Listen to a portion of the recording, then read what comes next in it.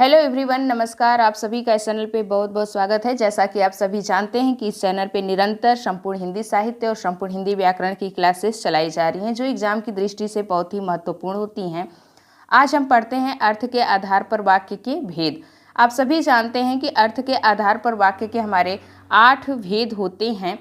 कभी कभी यहाँ से क्वेश्चन पूछ लिया जाता है कि अर्थ के आधार पर वाक्य के कितने भेद होते हैं, तो ये हमें पता होना चाहिए कि 8 भेद होते हैं।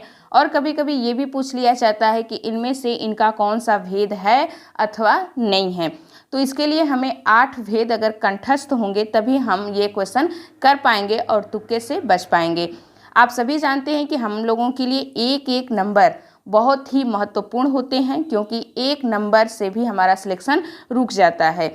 तो आइए आज इसे ट्रिक के माध्यम से पढ़ते हैं। इसके पहले हम अर्थ के आधार पर वाक्य के 8 भेद पढ़ लेते हैं, उसके बाद ट्रिक को देखेंगे और उसे कंठस्थ कर लेंगे।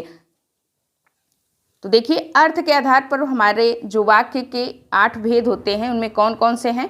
पहला है विधिवाचक या विधानवाचक, दूसरा निषेधवाचक या नकारात्मक, तीसरा आज्ञार्थक वाचक वाक्य और चौथा प्रश्नवाचक वाक्य, पांचवा इच्छावाचक वाक्य, छठा संदेहवाचक वाक्य, सातवां विस्मय बोधक वाचक वाक्य और आठवां संकेतवाचक वाक्य।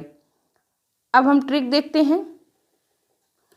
ट्रिक हमारा है, विधि ने निषेध से आज्ञा लेकर प्रश्न पूछने की इच्छा प्रकट की, तभी संदेह के साथ विस्मय और संकेत आ गए। फिर से देखिए, विधि ने निषेध से आज्ञा लेकर प्रश्न पूछने की इच्छा प्रकट की, तभी संदेह के साथ विस्मय और संकेत आ गए।